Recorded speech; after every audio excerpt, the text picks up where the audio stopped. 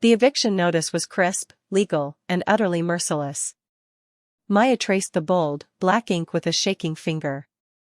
She had missed 2 months of rent, a casualty of her erratic freelance photography income and the unexpected collapse of her vintage scooter's engine.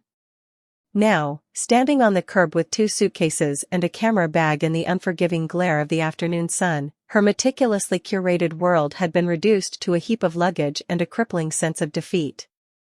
The city, usually her muse, seemed to gawk.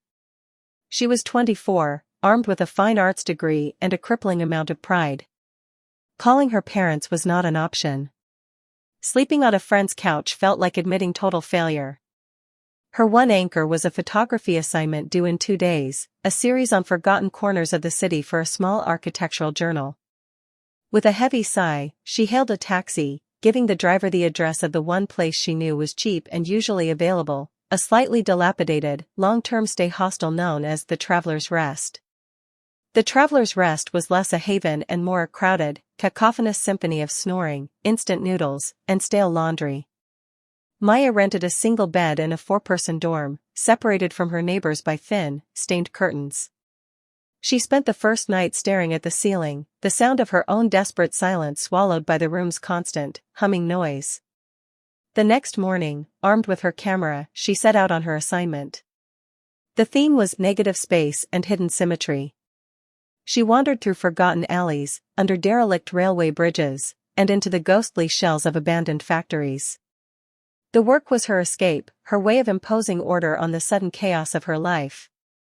She found herself, repeatedly, drawn to a particular part of the old industrial district, a row of defunct clockwork and watch repair shops, their windows frosted with dust and neglect.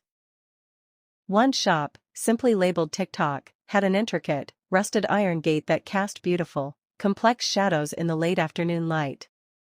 As she knelt to capture the interplay of light and decay, a voice startled her. "The hinges are originals, 1890s iron. But they're seized with rust. If you try to force them, the metal will fracture."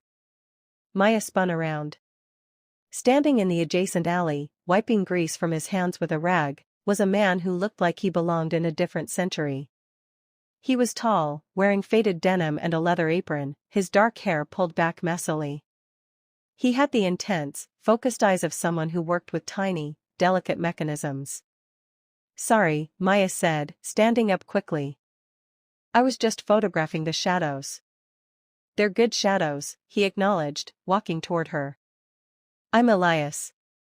I run the workshop next door. I'm trying to bring this old place back to life."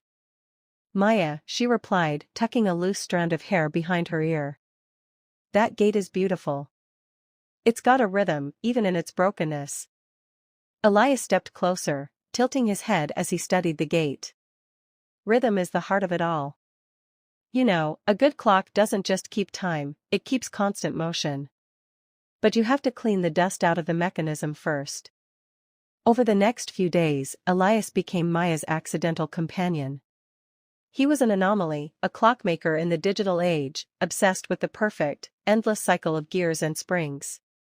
He offered her coffee from a battered thermos and shared stories about the families who had owned the shops, turning the abandoned architecture from a subject of decay into a landscape of lost narratives. She told him, hesitantly, about her eviction, the struggle of freelancing, and the shame of the hostel. Elias listened, his hands never still, always polishing a brass cog or winding a tiny, silver key. "You know what the difference between a clock and a watch is?" he asked her on the 4th day, handing her a small, perfectly restored pocket watch. Maya shook her head. "A clock is stationary. It lives on the wall, in one place. A watch is portable. It moves with you," he said, looking up, his dark eyes warm. "Your apartment was the clock, Maya. The thing that held you in one spot. But you're the watch. You're meant to move, to be carried."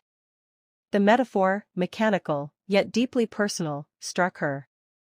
That afternoon, she was shooting an extreme close-up of a broken pane of glass in Elias's workshop when she saw it. Tucked away on his workbench, half hidden beneath a blueprint, was a small notepad. On it, drawn in precise detail, was a sketch, a beautiful, modern clock face, incorporating abstract geometric patterns. "That's stunning, Elias," she said, pointing. "The negative space, it's perfect." He blushed slightly, quickly covering the pad. "It's just a concept. I design them sometimes. The shop needs money, so I fix old clocks mostly." That night, back in the stifling dorm, an idea took root. Maya stayed up past midnight, reviewing the best of her abandoned district photographs. The next morning, she returned to the workshop, her camera bag heavy.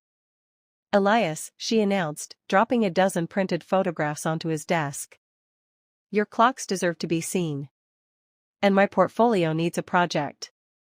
Let's collaborate."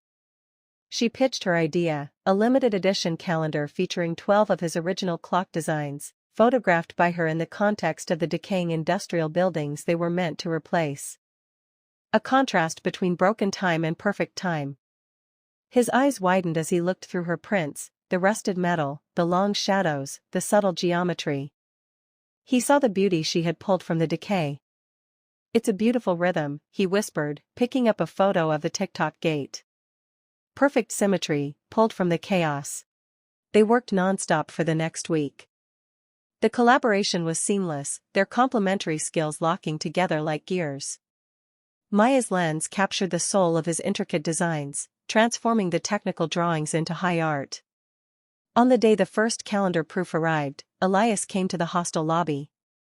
He didn't just bring the proof, he brought a small duffel bag. "I sold a few old parts today. Enough for this," he said, gesturing to the duffel bag. "I'm renting the small apartment above the workshop. It's got dust, it's loud, and the toilet runs sometimes, but it's clean, and it's private." He looked directly into her eyes, no longer shy. "The rent is too much for me alone. And I need a collaborator, Maya. Someone who sees the patterns in the chaos." She felt a rush of emotion that had nothing to do with rent. It was the feeling of being seen, not just for her failures, but for her potential. It was the sudden, undeniable click of a mechanism finding its matching part. She didn't need a perfectly symmetrical life. She needed the beautiful, imperfect rhythm they could create together. "Is there room for my camera bag?" she asked, a genuine smile finally breaking through her professional composure.